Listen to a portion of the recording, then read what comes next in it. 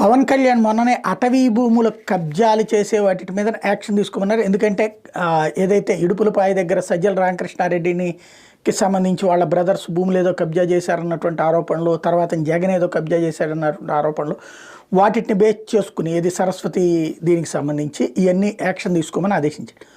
అయితే అవి నడుస్తున్నాయి, వాటిట్లో ఒక పక్కన వెరిఫికేషన్ చేసుకుంటున్నారు, ఇదంతా నడుస్తుంది.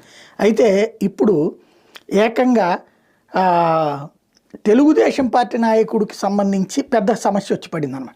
అటవీ భూములకు సంబంధించిన దాంట్లో తిరుపతి జిల్లా డక్కిలి మండలం డి ఒప్పరపల్లి గొల్లపల్లి గ్రామానికి చెందిన పావులూరు భాస్కర్ నాయుడు టీడీపీ నేతగా చలామణి అవుతున్నాడు. గ్రామంలోని సర్వే నెంబర్ 59లో సుమారు 10 ఎకరాలకు పైగా అటవీ భూమిని ఆక్రమించాడు. అందులో జామాయిల మొక్కలు పెంచి ఒక దఫా కటింగ్ చేసి సొమ్ము చేసుకున్నాడు. మళ్ళీ గత ఏడాది జూలైలో కటింగ్ చేసేందుకు ఆయన ప్రయత్నిస్తే అధికారులు అడ్డగించి నోటీసులు ఇచ్చారు.